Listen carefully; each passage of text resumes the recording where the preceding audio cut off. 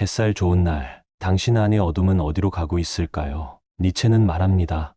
괴물을 마주하지 않는 사람은 끝내 그 괴물과 닮아간다. 빛이 밝을수록 그림자는 짙어집니다. 그리고 당신 안의 괴물도 그제야 모습을 드러냅니다. 봄이 오면 모든 것이 부드러워집니다. 공기도 따뜻하고 빛도 길어지고 사람들의 눈빛도 조금은 느슨해집니다. 하지만 니체는 그런 봄날에도 이 질문을 잊지 않았습니다. 당신 안의 괴물은 지금 어디에 있습니까? 괴물은 어둠 속에만 있지 않습니다. 오히려 햇살 아래에서 더 뚜렷해집니다. 빛이 강해질수록 그림자는 더 선명해지듯이 당신이 밝아질수록 당신의 어둠 또한 더욱 분명하게 드러납니다. 니체는 인간의 내면에 있는 이중성을 피하지 않았습니다. 그는 인간이 선하거나 악한 존재가 아니라 그 둘을 동시에 품고 있는 모순된 존재라고 보았습니다. 그래서 그는 괴물을 말했습니다. 그 괴물은 다른 사람이 아니라 당신 자신입니다. 당신이 밀어내고 싶었던 감정, 외면하고 싶었던 충동, 애써 부정했던 본능, 그 모든 것이 괴물의 얼굴을 하고 당신 마음 깊은 곳에 앉아 있습니다. 그 괴물을 외면한 채 당신은 선한 사람일 수 없습니다. 니체는 선함조차 자기 기만일 수 있다고 말합니다.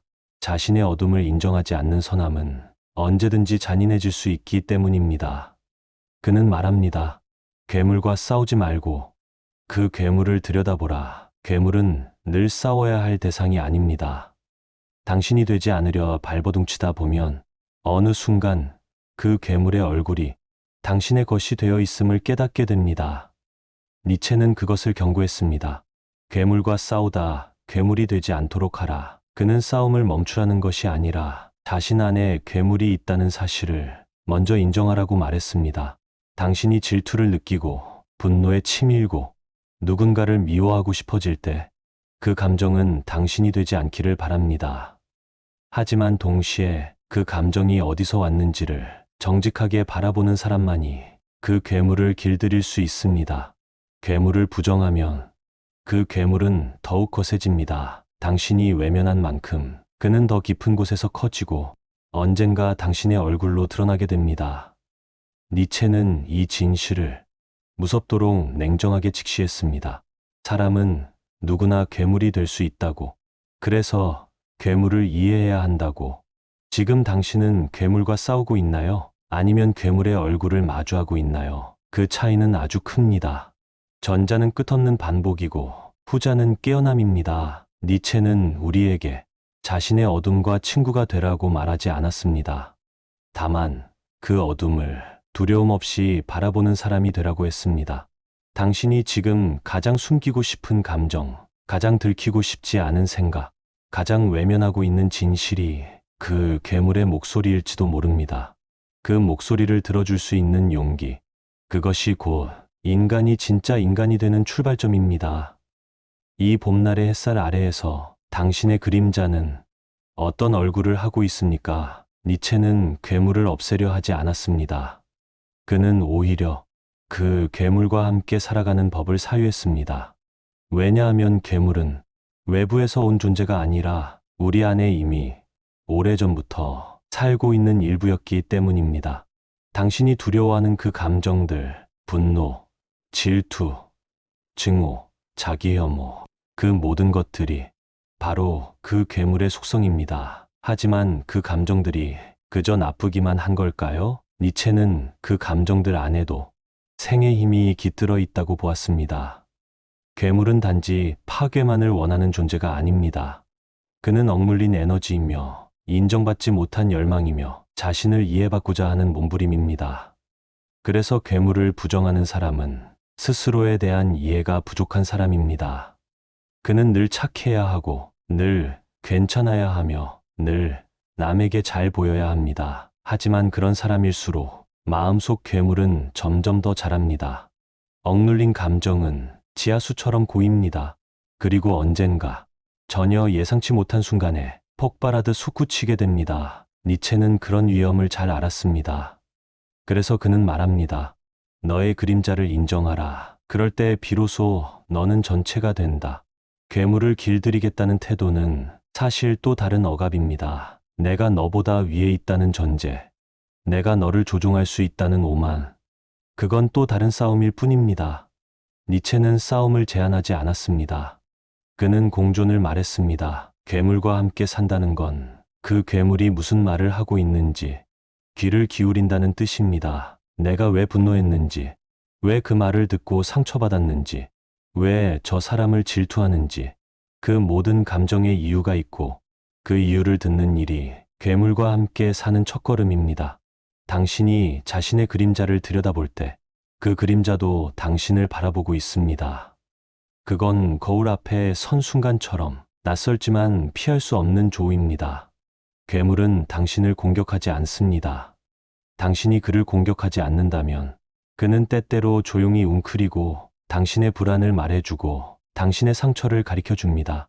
당신이 약해질 때 괴물은 더 가까이 다가오고 당신이 도망칠수록 그는 더 커집니다. 그러니 언젠가는 그 존재를 받아들여야 합니다. 그리고 말할 수 있어야 합니다. 나는 괴물을 품은 사람이다. 그러나 그 괴물이 곧 나를 지배하지는 않는다. 니체는 괴물을 통해 우리 안의 이중성과 진실함을 꺼내려 했습니다. 사람은 누구나 다면적이며 그 다면성을 부끄러워하지 않는 사람만이 진짜로 살아있는 사람입니다. 괴물과 함께 걷는다는 건 늘 긴장하며 산다는 뜻이 아닙니다.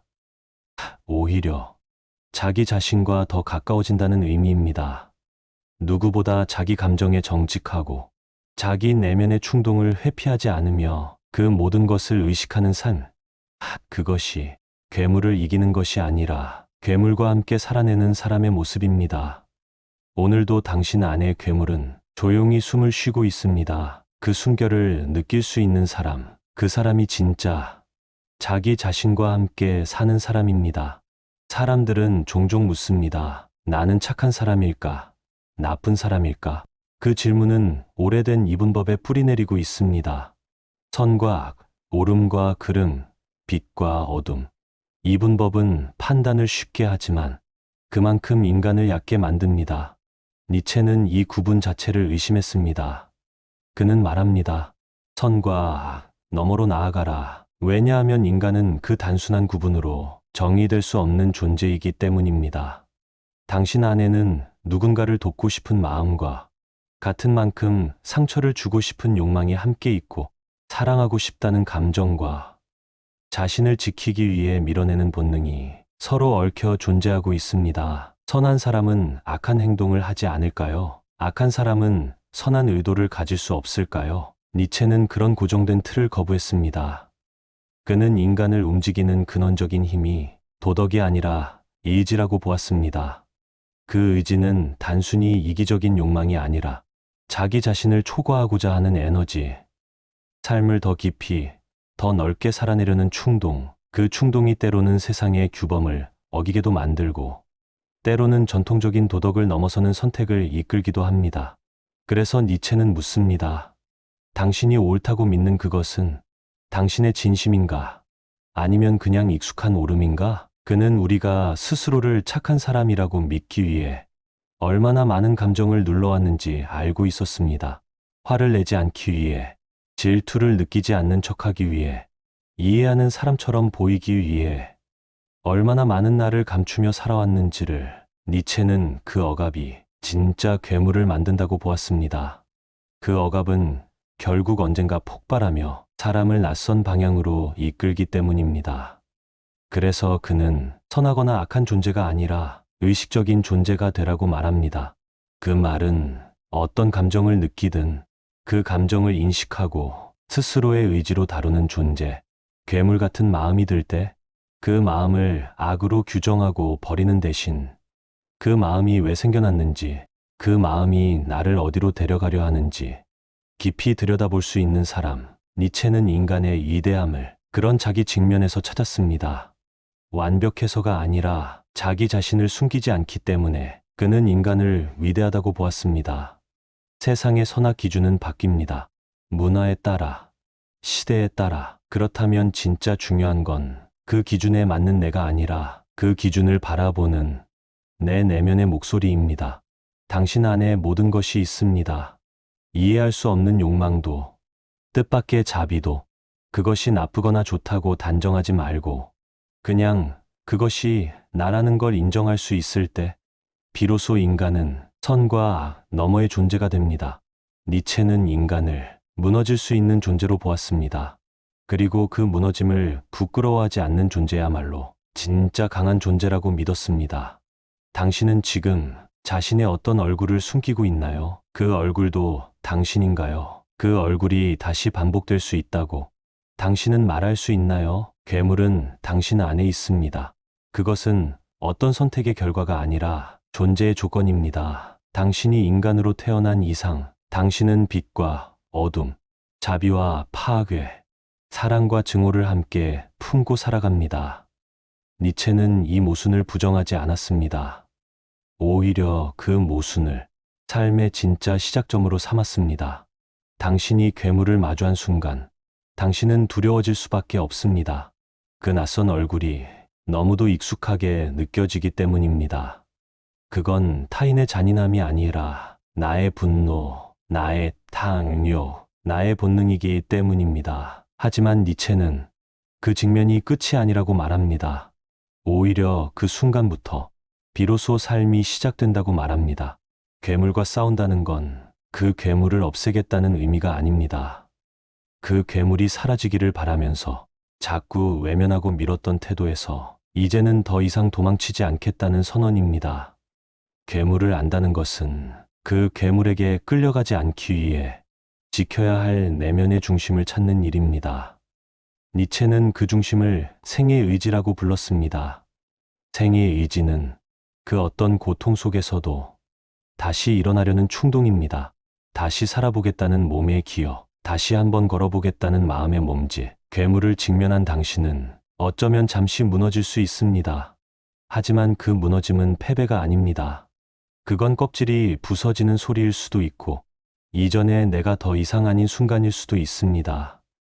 니체는 인간이 완전한 존재가 되려는 게 아니라 자기 자신을 끝없이 넘어서는 존재가 되어야 한다고 말했습니다. 괴물을 마주하고도 무너지지 않는 사람이 아니라 괴물을 마주했기에 더 깊어진 사람, 당신이 누구보다 고통을 알고 있다면 그건 당신이 그만큼 삶을 진심으로 견뎌냈다는 증거입니다. 당신이 자신을 혐오한 적 있다면 그건 당신이 그만큼 자신을 더 나은 존재로 만들고 싶었다는 뜻입니다. 니체는 말합니다. 너를 죽이지 못한 고통은 너를 더 강하게 만든다. 하지만 여기서 강함은 무너지지 않는 단단함이 아니라 무너진 자리에서 다시 일어나는 유연함입니다. 괴물을 마주하고 그 안에서 자신을 다시 발견하는 사람은 예전과 같은 사람이 아닙니다. 그는 조금 더 조심스럽고 조금 더 깊어졌으며 조금 더 다른 눈으로 세상을 바라볼 수 있게 됩니다. 그것이 니체가 말한 삶의 긍정입니다. 삶이 고통스럽다는 이유로 삶을 부정하는 것이 아니라 그 고통조차 품에 안고 그럼에도 불구하고 나는 다시 살아가겠다고 말할 수 있는 사람. 괴물은 당신을 파괴하려는 존재가 아닙니다. 당신이 더 깊이 살아가기를 바라는 삶의 또 다른 얼굴일지 모릅니다. 그 얼굴을 끝내 외면하지 않고 그와 함께 살아가기로 한 당신은 이미 더 이상 어제의 당신이 아닙니다. 괴물을 마주한 사람은 더 이상 이전의 자신으로 돌아갈 수 없습니다. 그 눈빛, 그 침묵, 그 안의 고요함은 경험하지 않은 이들이 결코 흉내낼 수 없는 깊이를 가집니다. 니체는 이 과정을 지나온 사람을 초인이라 불렀습니다. 힘센 존재, 고귀한 존재라는 의미가 아니라 스스로를 초월하려는 존재, 자신의 그림자를 끌어안고 그 어둠과 함께 살아가며 결국 스스로를 다시 만들어낸 사람. 초인은 완벽한 존재가 아닙니다. 오히려 그는 누구보다 상처 입었고 무너졌으며 한때는 자기 자신조차 미워했던 사람입니다. 그러나 그 모든 순간을 다시 살아낼 수 있다고 말하는 사람, 그가 니체가 말한 초인의 자리에 가까이 서게 됩니다.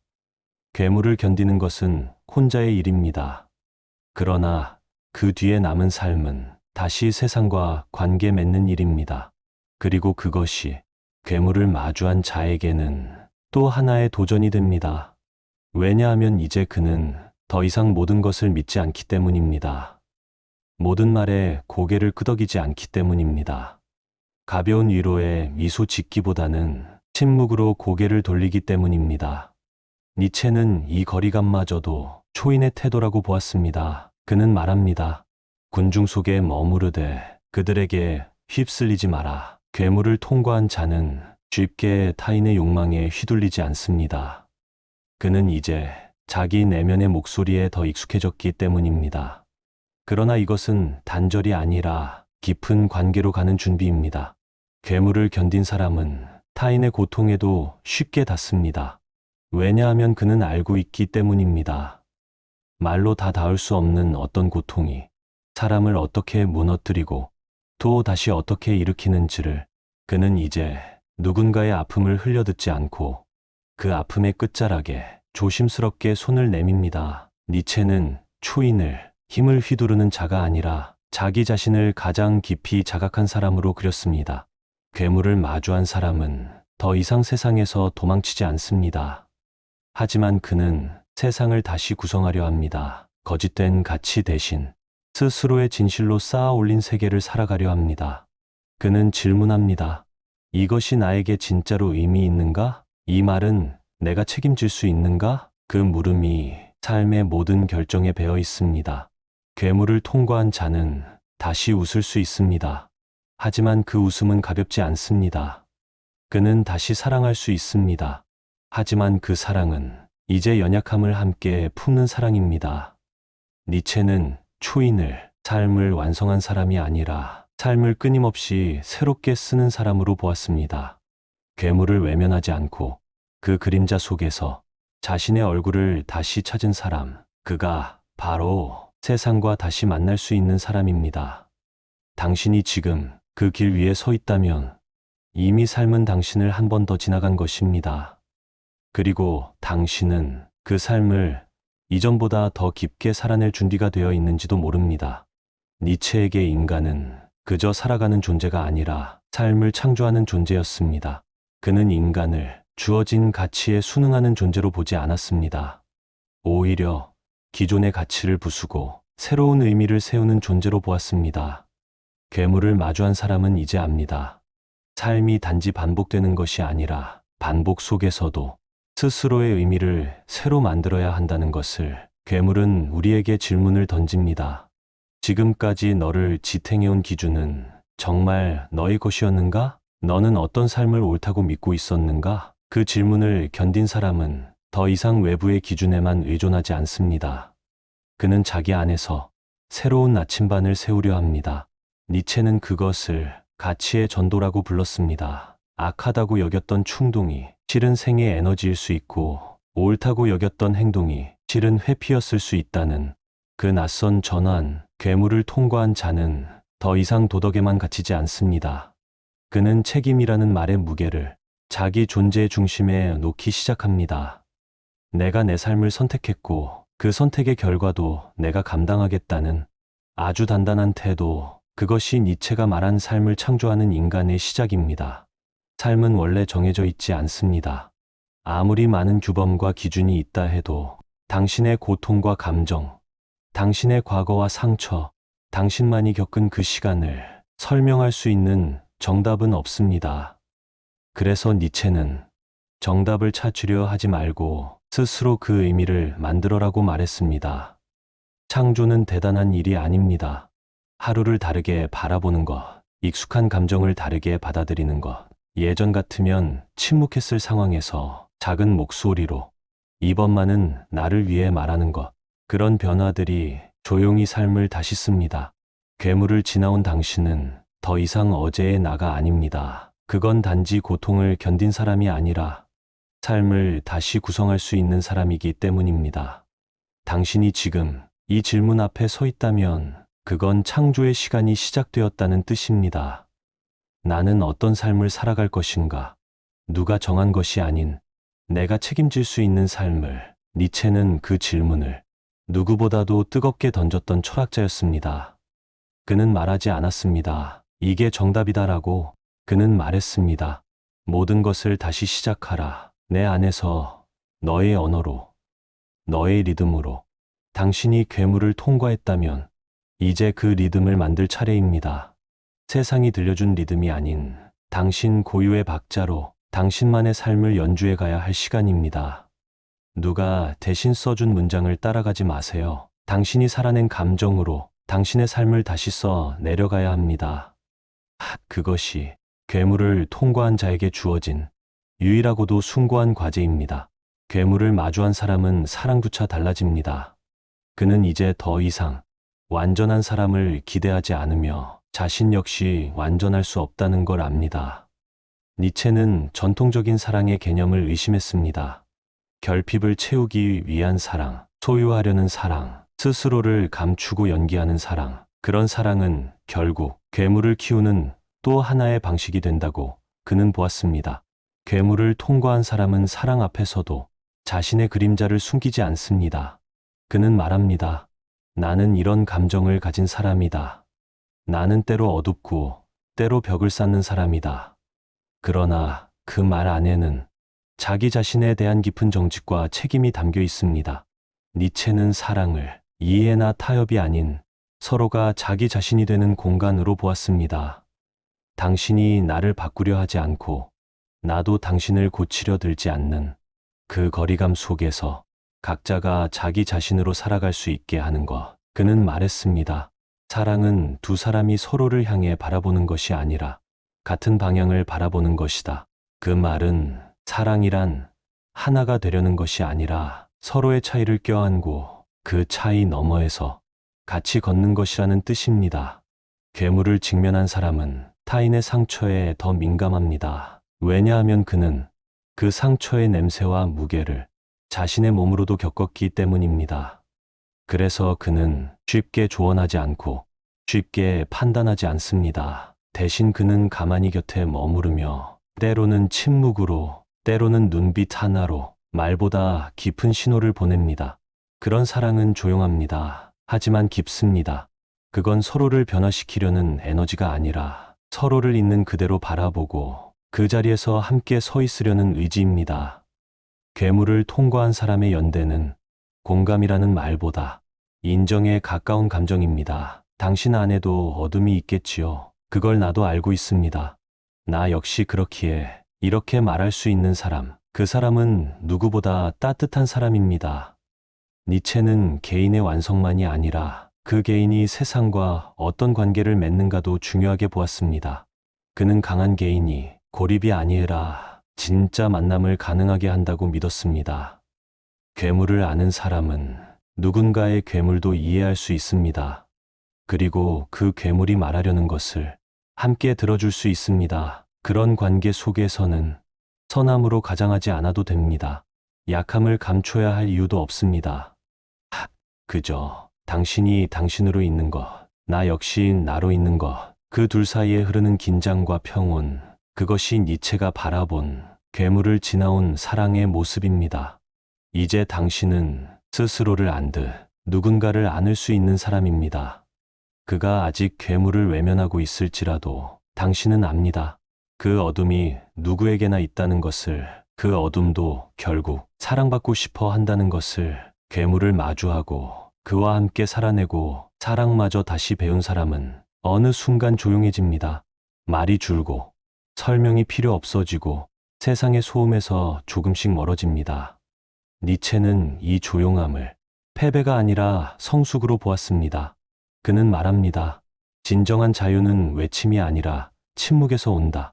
괴물을 통과한 사람은 더 이상 자신을 증명하려 들지 않습니다.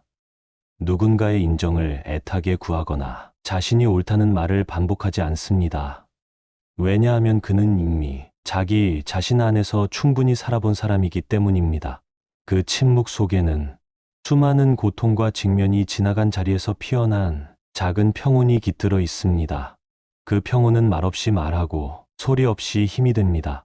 니체는 인간의 최종적인 자유를 외부로부터 벗어나는 것이 아니라 자기 내부의 소란에서 해방되는 일로 보았습니다. 괴물과 싸우느라 오랫동안 바깥을 향해 칼을 들었던 당신이 이제는 그 칼을 내려놓고 두 손을 바라볼 수 있는 순간, 그 순간이 바로 삶의 깊은 자유가 시작되는 자리입니다.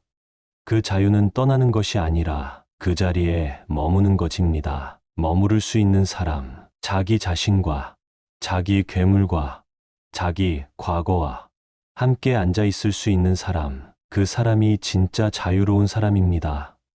니체는 이 자유를 누구에게도 설명하지 않아도 되는 상태라고 했습니다. 그는 말하지 않았습니다. 자유는 얻는 것이라고. 대신 그는 자유는 회복되는 것이라 했습니다. 당신이 원래 알고 있었으나 잊고 있던 감각, 당신이 오래전 느꼈으나 두려워 밀어낸 감정, 그것들을 다시 꺼내어 품고 기억하고 받아들이는 일. 괴물을 아는 자는 이제 더 이상 변화를 강요하지 않습니다. 그는 흐름 속에서 자신을 따라가며 자신의 길을 느낍니다. 그 길은 말보다 먼저 몸이 알아챕니다. 숨이 편해지는 자리, 눈이 가만히 머무는 풍경, 그곳이 바로 자기만의 길입니다. 니체는 우리에게 이 길을 알려주지 않았습니다. 그는 단지 각자에게 그 길이 있다고 믿었고 그 길은 괴물을 통과한 자에게만 보인다고 생각했습니다. 자유란 모든 것을 소유하는 상태가 아니라 더 이상 자기를 속이지 않아도 되는 상태입니다. 그 상태에서 비로소 우리는 침묵할 수 있고 그 침묵 속에서 다시 삶을 느낄 수 있습니다. 말 없는 강물처럼 조용히 흘러가는 사람, 누구보다 많은 것과 싸웠지만 그 흔적을 들고 자랑하지 않는 사람, 그 사람이 니체가 그린 삶의 마지막 지점에 선 인간입니다. 당신이 이제 조금은 조용해졌다면 그건 약해졌기 때문이 아니라 드디어 자기 자신을 신뢰할 수 있기 때문입니다. 그 신뢰 위에서 삶은 다시 피어나고 침묵 위에서 자유는 다시 노래를 시작합니다. 괴물을 마주하고 그 그림자를 안고 침묵 속에서 다시 살아가는 자는 마침내 삶을 향해 이렇게 말할 수 있습니다. 그래, 이 모든 것이 내 삶이었다고 말할 수 있다면 나는 그것을 사랑할 수 있다. 니체는 그것을 아모르 파티, 운명을 사랑하는 것이라 불렀습니다. 삶은 종종 우리 뜻대로 흘러가지 않습니다. 누구도 자기가 원하는 얼굴로만 살아갈 수 없습니다. 때론 무너지고, 때론 망가지고, 때론 자기가 가장 미워했던 사람이 되기도 합니다. 그러나 니체는 그 모든 시간까지도 다시 살아도 좋다고 말할 수 있는 용기, 그것이 진짜 삶이라고 했습니다. 그는 고통을 견디는 법이 아니라 고통을 긍정하는 법을 말했습니다. 그건 단순한 낙관이나 위로가 아니라 자기 삶의 모든 순간에 자신의 의지를 다시 세우는 일입니다. 내가 겪은 실수, 내가 저지른 잘못, 그날의 후회와 그 밤의 침묵까지도 그 모두가 지금의 나를 만들었고 그 나를 내가 사랑한다면 그 모든 것도 사랑할 수 있어야 한다는 깊고 단단한 선언. 아모르 파티는 수능이 아닙니다. 숙명이 아닙니다. 그것은 삶에 대한 가장 강한 예입니다. 나는 이 삶을 선택하지 않았지만 지금 이 삶이 다시 돌아온다 해도 나는 또다시 이 길을 걸을 것이다. 니체는 말합니다. 삶을 있는 그대로 껴안아라. 반항하지도 말고 피하지도 말고 그 삶 전체를 사랑하라. 괴물을 마주한 사람만이 이 사랑을 말할 수 있습니다. 왜냐하면 그는 삶의 어두운 면을 보았고 그 어둠 속에서도 빛을 품을 수 있다는 걸 알고 있기 때문입니다. 아모르 파티는 완전한 수용이 아닙니다. 그건 격렬한 결단입니다. 더 이상 왜 나에게 이런 일이라 묻지 않고 이 일이 나를 어떻게 바꿀 수 있을까를 묻는 사람의 태도. 괴물이 지나간 자리에서 다시 피어난 숨결, 그 흔들림 속에서 자기 삶을 정직하게 껴안는 일. 니체는 말합니다. 삶을 반복할 수 있다면 그건 내가 진짜 삶을 산 것이다. 다시 말해, 당신의 하루가 다시 살아도 좋은 하루라면 그건 그 하루가 당신의 삶이었기 때문입니다. 그 하루에 괴물이 있었고 슬픔이 있었고 분노가 있었지만 그 하루에 당신도 있었고 당신의 숨결도 있었다면 그 모든 것을 다시 사랑할 수 있다고 말할 수 있는 사람, 그가 바로 삶을 긍정하는 사람입니다. 아모르 파티, 그건 한 문장으로 끝나지 않습니다. 그건 당신의 하루를 대하는 태도이며 당신이 반복되는 날들 속에서 스스로를 바라보는 눈빛입니다. 지금 이 순간 당신은 당신의 삶을 사랑하고 있습니까? 이제 우리는 되돌아봅니다. 괴물을 마주한 첫 순간부터 그 그림자를 품고 살아온 날들, 그 안에서 피어난 침묵과 삶을 다시 사랑하게 된 용기의 자리까지. 니체는 말하지 않았습니다. 삶은 아름답다고, 삶은 의미 있다고. 그는 오히려 묻습니다. 그 모든 혼란과 고통과 침묵 속에서도 너는 이 삶을 긍정할 수 있는가? 괴물을 지나온 사람은 이 질문 앞에서 망설이지 않습니다. 그는 이미 알고 있기 때문입니다. 삶이란 이해되지 않더라도 살아내야 하는 것, 무의미해 보여도 하루씩 채워야 하는 것이라는 걸. 니체는 괴물과 싸운 자가 아니라 괴물과 함께 자기 자신을 만든 자를 사랑했습니다. 그는 신을 부정했지만 삶을 경배했습니다. 고통 속에서도 인간은 자신을 창조할 수 있다는 믿음, 그 믿음이 그의 철학 전체를 이끌었습니다. 삶은 결국 누구의 것도 아닙니다. 정해진 모양도 없고 누군가가 대신 걸어줄 수도 없습니다. 그 길을 걸어가며 당신은 괴물을 마주치고 그와 함께 울고 그와 함께 자라고, 그러다 문득 그 괴물이 당신을 안아주는 순간을 만나게 됩니다. 그때 당신은 압니다. 아, 이것도 나였구나. 이 고통도, 이 분노도, 이 침묵도, 이 흔들림도 모두가 나였구나. 니체는 말합니다.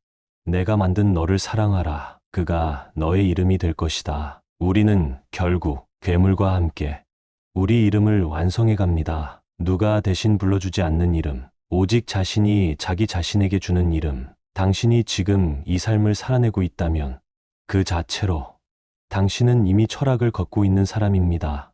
그 삶은 누구에게도 설명되지 않아도 괜찮습니다. 누구의 기준에도 들지 않아도 괜찮습니다. 당신이 당신으로 살아가는 하루, 그 하루가 쌓이고 당신의 얼굴이 되고 당신의 이름이 됩니다. 니체는 그 이름을 운명을 긍정한 자라 불렀고 스스로의 삶을 다시 살아도 좋다고 말할 수 있는 사람이라 불렀습니다. 지금 당신은 당신의 하루를 다시 살아도 좋겠다고 말할 수 있습니까? 그 대답이 고요하게 예라고 흔다면 그것이면 충분합니다. 이제 괴물은 사라지지 않지만 당신과 함께 걷습니다. 그는 더 이상 두려움이 아니라 깊이가 되었고 당신은 더 이상 어제의 사람이 아니라 자신의 이름을 알아가는 사람입니다. 이 사유의 여정을 함께 해주셔서 진심으로 고맙습니다. 당신 안의 괴물도, 당신이 만든 침묵도, 그리고 그 모든 것을 껴안은 당신의 이름도 모두 아름답습니다. 괴물과 싸우는 대신 괴물을 바라본 사람은 압니다. 그 그림자 속에도 자기 자신이 있었다는 것을. 니체는 그렇게 말했습니다. 너를 죽이지 못한 것들이 결국 너를 완성시킨다. 당신이 마주했던 그 모든 어둠과 당신이 걸어온 그 모든 불안, 그 속에서도 당신이 끝내 다시 살아가기로 선택했다면 그 선택이 바로 가장 인간적인 용기입니다. 당신은 당신의 그림자를 받아들이는 사람이고 당신의 삶을 끝내 긍정한 사람입니다. 그리고 그 모든 것을 조용히 끌어안고 걸어가는 당신의 걸음은 누구보다 단단하고 아름답습니다.